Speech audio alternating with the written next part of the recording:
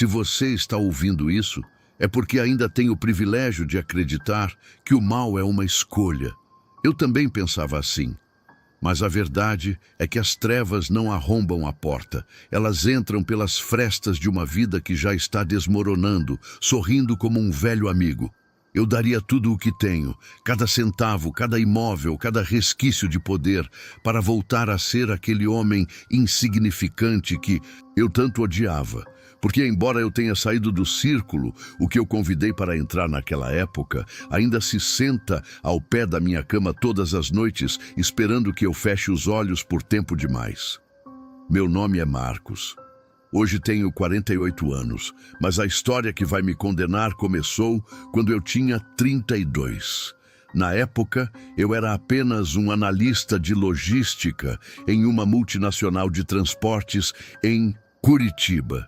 Eu era o tipo de homem que passava despercebido, ombros curvados pelo peso dos boletos, camisas de algodão baratas sempre um pouco amassadas e um carro que morria em todas as subidas. Eu tinha uma esposa, a Sandra, e um filho pequeno, o Léo.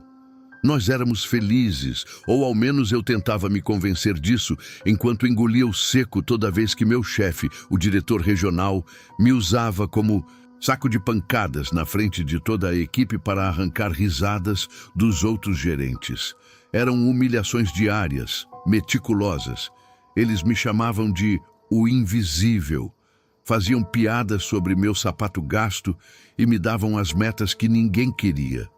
Eu chegava em casa com o estômago queimando de gastrite nervosa, olhando para o rosto da minha esposa e sentindo o gosto amargo do fracasso. A pobreza tem um cheiro específico. É um cheiro de produto de limpeza barato misturado com mofo de parede que você não tem dinheiro para reformar. Antes de eu continuar e contar como a minha vida virou um pesadelo de sangue e luxo, eu preciso que você faça algo por mim. Não é por vaidade. Eu preciso saber quem está do outro lado. Se inscreva neste canal e deixe o seu like. Isso ajuda a fortalecer este círculo de proteção que estamos criando aqui.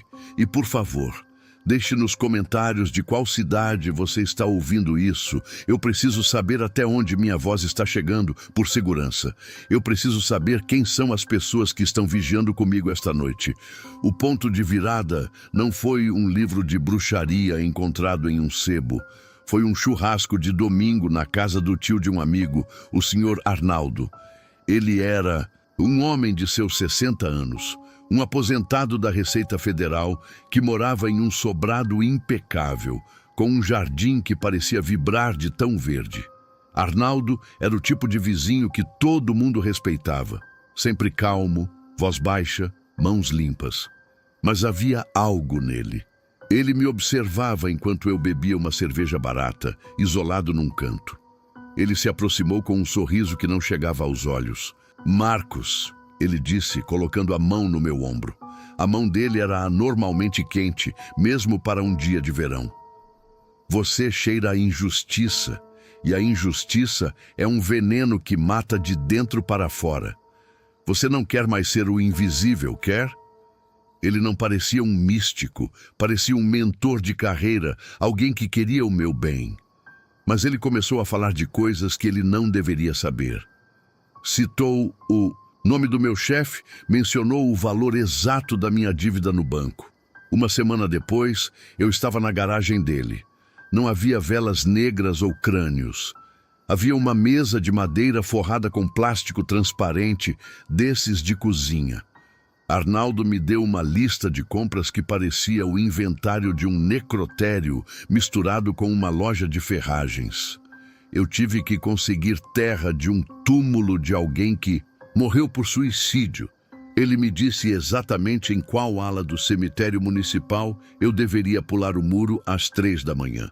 Tive que comprar 2 litros de leite cru, mel puro e uma peça de fígado bovino que ainda estivesse escorrendo sangue. Mas o item mais difícil foi o objeto pessoal. Eu precisei furtar a caneta tinteiro que meu chefe usava para assinar as demissões. A logística do primeiro ritual foi puramente visceral. Eu estava no porão do Arnaldo, um lugar frio, onde o cheiro de umidade era sufocado por um odor metálico de ferro. Ele me mandou ajoelhar no chão de cimento. Tive que misturar a terra do cemitério com o leite e o sangue do fígado dentro de um alguidar de barro. A textura era de uma lama viscosa, morna. Minhas mãos tremiam tanto que eu derramei um pouco. Arnaldo rosnou. O sujo não se limpa com água, Marcos. Se limpa com aceitação. Eu tive que mergulhar a caneta do meu chefe naquela mistura, enquanto repetia palavras que não faziam sentido em português, mas que vibravam no meu peito como se meu coração estivesse sendo apertado por garras de gelo. O cheiro que subiu daquela tigela não era orgânico. Era o cheiro de algo que apodreceu há 1000 anos e foi desenterrado. Eu senti uma náusea profunda, um suor frio que escorria pela minha espinha e por um segundo juro que vi algo se mover nas sombras do canto do porão. Algo alto, magro e que não tinha rosto. Leve isso para o trabalho amanhã, instruiu Arnaldo, entregando-me a caneta agora limpa, mas que parecia pesar quilos na minha mão. Esconda-a sob a mesa dele, não olhe para trás. Na manhã seguinte, fiz o que ele mandou. O ambiente no escritório estava pesado, carregado. Meus colegas pareciam mais agressivos. O ar-condicionado parecia não dar conta de um calor abafado que só eu sentia. Às 14h, o grito ecoou. Meu chefe teve um surto psicótico no meio de uma reunião de diretoria. Ele começou a babar, a dizer que as paredes estavam sangrando e que via vermes saindo dos teclados dos computadores. Ele foi retirado de ambulância, gritando meu nome, dizendo que eu estava brilhando com uma luz negra. Naquela tarde, fui chamado ao RH, não para ser demitido. O Conselho Administrativo, num movimento sem precedentes, decidiu me promover a gerente interino. Eu tinha as chaves da sala dele, eu tinha o salário dele, eu tinha o poder. Voltei para casa em transe. Quando entrei, a Sandra estava na cozinha. Ela me abraçou, feliz com a notícia que eu dei pelo telefone. Mas quando ela me tocou, ela recuou imediatamente. Marcos, você está gelado, ela disse, com uma expressão de estranhamento. Eu olhei para o espelho do corredor e por um milésimo de segundo não vi meu reflexo. Vi o Sr. Arnaldo sorrindo atrás de mim. O cheiro daquele ritual no porão, aquela mistura de terra e morte, não saía do meu nariz. E pela primeira vez, eu percebi que o silêncio da minha casa não era mais o mesmo. Parecia que as sombras nos cantos da sala agora tinham peso. Elas estavam ali, paradas, observando o novo dono da casa. Eu tinha conseguido o que queria. Mas enquanto eu deitava na cama naquela noite, senti uma pressão no colchão ao meu lado, como se alguém tivesse se sentado ali. Sandra estava dormindo profundamente. Mas o lugar onde a pressão estava vazio. O pagamento das parcelas da minha alma tinha acabado de começar. E o Arnaldo, meu bondoso mentor, não atendeu o telefone naquela noite. Ele sabia que agora eu não tinha mais para onde correr. O dinheiro começou a jorrar como se uma represa de lodo tivesse rompido. Em 6 meses, eu não era mais o analista de camisas amassadas. Eu era o diretor executivo com ternos italianos e um relógio que custava mais do que meu antigo carro. Mas o sucesso, no mundo em que eu entrei, não é um presente. É um empréstimo com juros de sangue. O Sr. Arnaldo passou a me ligar em horários desumanos. A voz dele, antes acolhedora, agora tinha a secura de pergaminho velho. Ele dizia que os amigos estavam satisfeitos, mas que a energia precisava ser realimentada. O que começou com uma caneta escondida evoluiu para uma logística de degradação que me revira o estômago até hoje. Eu me vi em bueiros às 3 da manhã, colhendo águas servidas de hospitais, misturando fluidos que nenhum ser humano deveria tocar com fios de cabelo de pessoas que eu nem conhecia. Uma dessas tarefas me exigiu ir até um abatedouro clandestino na periferia. O Arnaldo queria o útero de uma novilha que tivesse morrido de susto, não de abate. Eu tive que carregar aquela massa sangrenta e quente dentro de um saco de lixo, sentindo o calor animal atravessar o plástico e manchar o porta-malas do meu carro de luxo. Tive que enterrar aquilo no jardim da casa de um dos colegas que costumava rir de mim. Enquanto eu cavava a terra úmida com as próprias unhas sob uma chuva fina que cheirava a ozônio, eu sentia que não era apenas o solo que eu estava abrindo. Eu estava cavando um buraco no meu próprio peito. E então, as anomalias começaram a invadir o meu santuário, a minha casa. A primeira coisa foi o cheiro. Não era o mofo da pobreza, era algo pior. Um odor de carne esquecida no sol, misturado com algo químico, como formol. A Sandra revirava a casa, chamou encanadores, dedetizadores, arrancou rodapés. Ela não encontrava nada, mas o cheiro vinha das minhas roupas, ele emanava dos meus poros. O Léo, meu filho, parou de rir. Ele começou a desenhar figuras altas, sem rostos, com dedos longos que se estendiam por todo o papel. Quando perguntei o que era aquilo, ele me olhou com uma frieza que não pertencia a uma criança de 7 anos e disse: "Eles estão cansados de ficar no porão, papai. Eles querem subir." A atmosfera da casa ficou densa, como se o ar tivesse sido substituído por mercúrio. Os espelhos pareciam ligeiramente embaçados, não importava o quanto fossem limpos, e as sombras nos cantos dos quartos pareciam se descolar da parede quando eu entrava. Você já sentiu isso? Aquele arrepio súbito que sobe pela nuca, sem motivo aparente? Ou a certeza absoluta de que alguém acabou de passar pelo canto do seu olho enquanto você jura que está sozinho em casa? Se você sabe do que estou falando, se você sente que algo está te observando agora, enquanto ouve minha voz, inscreva-se neste canal. Considere isso um voto de coragem, porque, acredite em mim, as sombras se alimentam do seu isolamento, e aqui somos muitos, vigiando juntos. Eu tentava racionalizar, olhava para o extrato bancário e pensava: estou fazendo isso por eles. O Léo terá a melhor escola. A Sandra nunca mais terá que se preocupar com contas. Eu transformei a culpa em um parasita que eu alimentava com notas de R$ 100. Mas a lógica falha quando você acorda de madrugada e vê sua esposa sentada na beira da cama, olhando fixamente para a parede, sussurrando palavras em uma língua que ela nunca estudou. Ela estava dormindo, mas o corpo dela vibrava, como se estivesse servindo de alto-falante para algo que estava no subsolo da nossa existência. Eu estava completamente isolado. Meus amigos do trabalho me temiam. Eles sentiam a aura de morte que eu carregava. Minha família estava se desintegrando sob o peso do que eu havia trazido para dentro de casa.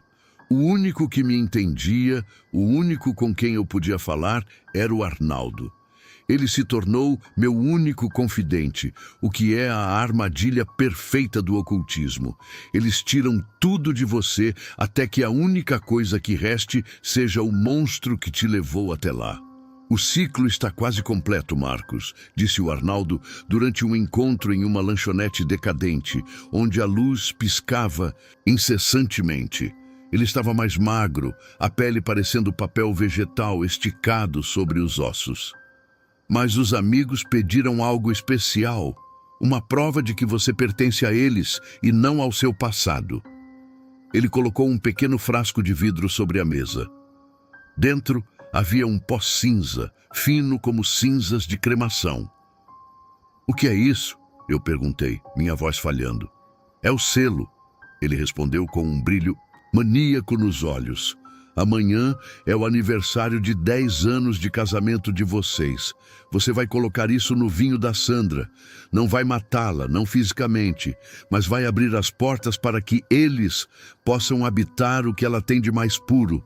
É o único jeito de garantir que sua fortuna nunca acabe." Eu olhei para aquele frasco e senti um peso nos pulmões, como se eu estivesse respirando chumbo. "O Arnaldo não estava mais sugerindo. Era uma ordem. Ele mencionou que se eu não fizesse, eles não aceitariam a devolução do que já haviam me dado. E a cobrança seria o Léo. Naquela noite, eu segurei o frasco enquanto olhava para Sandra dormindo. O sucesso financeiro, o poder, a vingança contra quem me humilhou. Tudo parecia cinza diante da abominação que eu estava prestes a cometer. Eu percebi com um terror que paralisou meus membros que eu não tinha vendido minha alma em parcelas. Eu já tinha entregado o contrato inteiro no primeiro dia. Eu cruzei a linha. Eu abri o frasco. O pó não tinha cheiro, mas quando caiu no líquido tinto do vinho que eu preparei para o jantar, ele brilhou por um segundo com uma luz violeta, doente. Naquele momento, o silêncio da casa foi quebrado por um choro abafado vindo do quarto do meu filho, e eu soube, no fundo do meu espírito estraçalhado, que eu tinha acabado de matar o homem que eu costumava ser. Eu era agora apenas um invólucro, um hospedeiro para o que viria a seguir. O vinho estava servido. O brilho violeta do pó químico desapareceu no tinto, mas o brilho no olhar do Sr. Arnaldo, que me observava da penumbra da cozinha, era permanente. Minha mão tremia. Eu olhei para a Sandra, que sorria para mim, grata por um momento de paz em meio ao caos que nossa vida havia se tornado. Ela levou a taça aos lábios. Eu não consegui. Com um movimento brusco, bati no fundo da taça, estilhaçando o cristal contra o chão. O vinho, carregado com aquela cinza maldita, espalhou-se pelo piso de mármore como uma mancha de sangue fresco. "Não!" eu gritei, minha voz saindo como um rasgo na garganta. "Acabou, Arnaldo. Eu não vou entregar a Sandra. Eu não vou entregar mais nada." O silêncio que se seguiu não foi humano, foi um vácuo. O som dos grilos lá fora parou. O zumbido da geladeira morreu. A Sandra ficou paralisada, os olhos fixos na mancha no chão, enquanto sua expressão começava a se dissolver em um terror vazio. Arnaldo deu um passo à frente. Ele não gritou, ele não se enfureceu, ele simplesmente mudou. A pele de seu rosto pareceu perder a aderência aos ossos, escorrendo levemente como cera derretida. Seus olhos, antes castanhos e comuns, tornaram-se duas fendas de escuridão absoluta, onde não havia reflexo da luz da sala. O terno impecável pareceu encolher, revelando que o corpo por baixo era uma estrutura impossível de articulações que estalavam como galhos secos. "Você acha que tem escolha, Marcos?"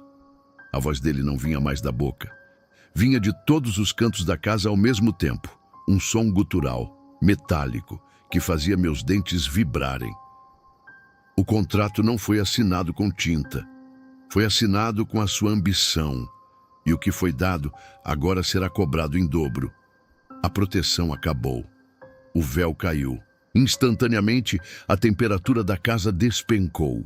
Minha respiração formava nuvens de vapor no ar da sala.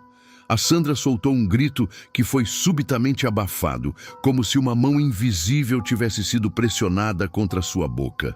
Ela foi arrastada pelo chão, os pés riscando o mármore, sendo puxada para as sombras do corredor por algo que eu não conseguia ver, mas que deixava marcas de garras no piso. Eu tentei correr atrás dela, mas a casa se tornou uma inimiga viva. As portas de carvalho que eu tanto me orgulhava de ter comprado se bateram sozinhas com a força de tiros de canhão.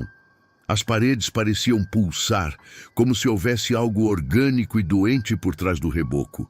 O cheiro de podridão, que antes era apenas um rastro, agora era uma parede sólida de fedor de esgoto e carne podre. Eu caí de joelhos no corredor. O ar estava pesado, denso como óleo. Eu sentia que estava respirando veneno. Do quarto do Léo veio um som que quebraria qualquer homem.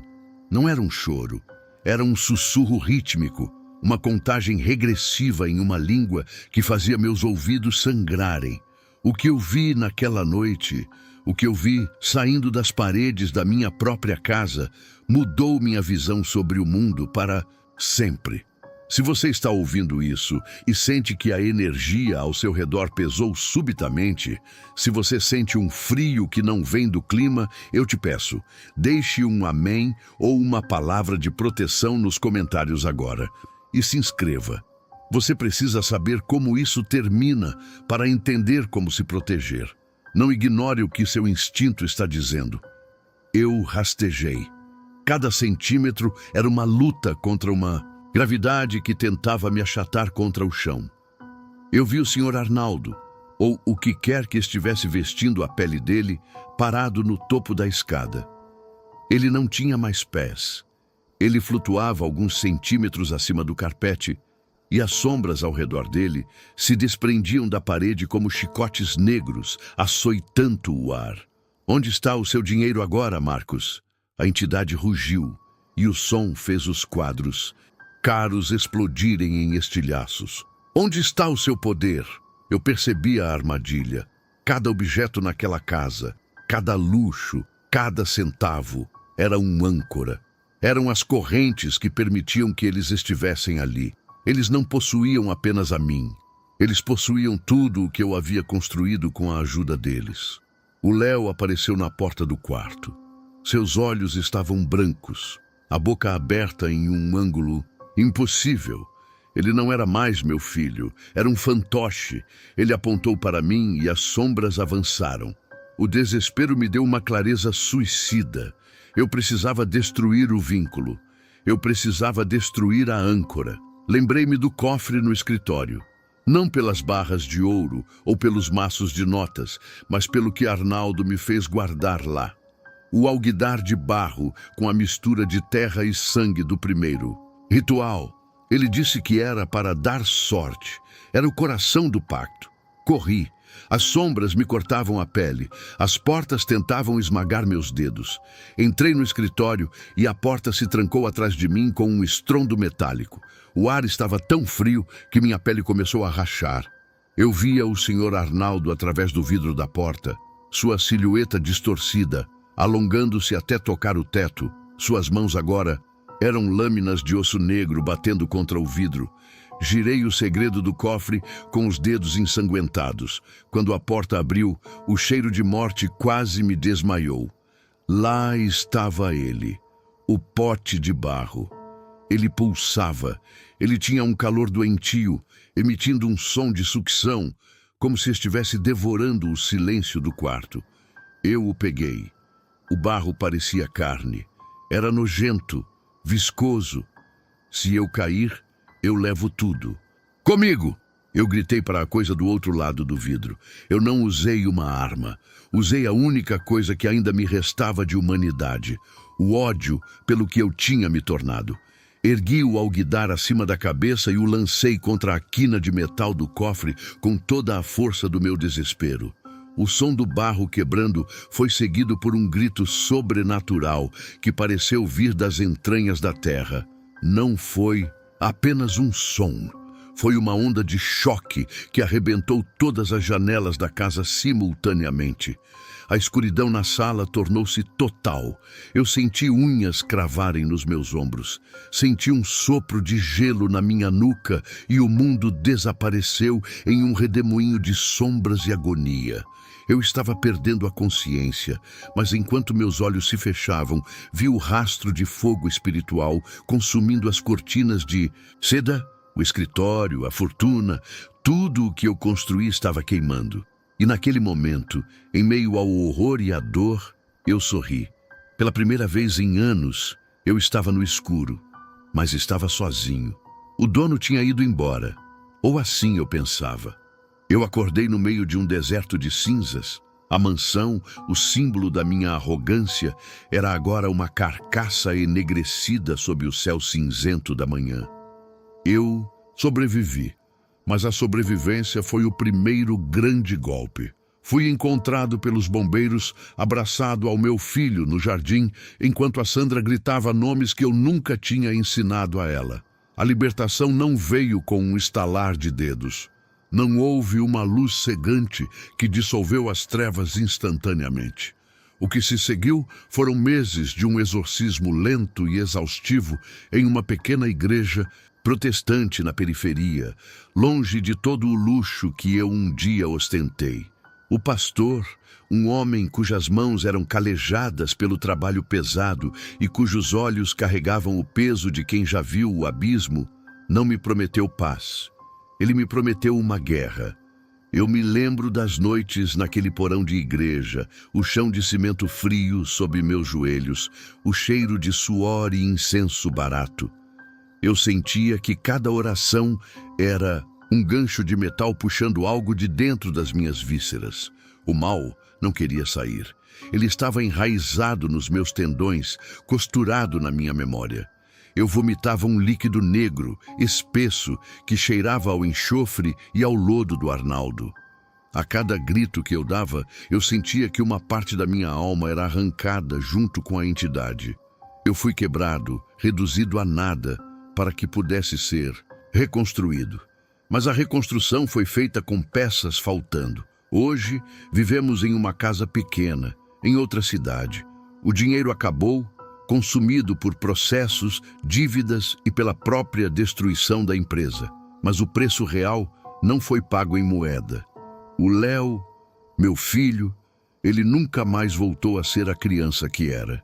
Ele fica horas sentado no canto do quarto, olhando para o vazio. Às vezes, eu o pego, sussurrando nomes.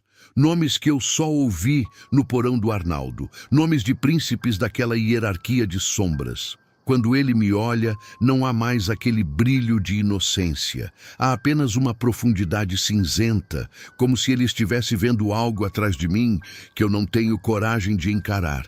E a Sandra? Ela me olha como se eu fosse um estranho que sequestrou o marido dela. Ela não suporta o meu toque. Ela diz que minha pele ainda tem o cheiro de terra de cemitério, mesmo depois de tantos anos e tantos banhos. A marca é permanente. Eu sou uma propriedade marcada. Eu sei que o Arnaldo ainda está por aí. Eu não o vejo com os olhos físicos, mas eu o sinto na queda brusca de temperatura quando entro em um cômodo vazio.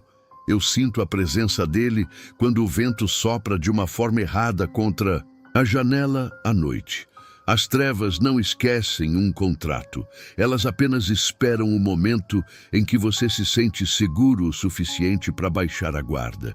Eles estão apenas me deixando envelhecer, como se estivessem maturando a carne para um banquete final. Mas eu não contei essa história apenas para desabafar. Eu contei porque eu precisava passar o peso adiante. Você entende como isso funciona, não é? O mal gosta de ser observado. Ele gosta de ser ouvido. Ao detalhar cada ritual, ao descrever o cheiro daquela lama e o rosto transformado do meu mentor, eu abri uma porta. E agora que você chegou até aqui, agora que você visualizou cada cena na sua mente, você também está segurando um pedaço dessa corrente. Minha voz está na sua cabeça agora. E se ela está na sua cabeça, o que estava atrás de mim pode ter encontrado o caminho até você. Olhe ao seu redor agora. Sim, agora mesmo. Onde você está? Está no conforto do seu quarto? Na penumbra da sua sala? No silêncio do seu carro? Eu quero que você sinta o ar ao seu redor. Ele mudou, não mudou?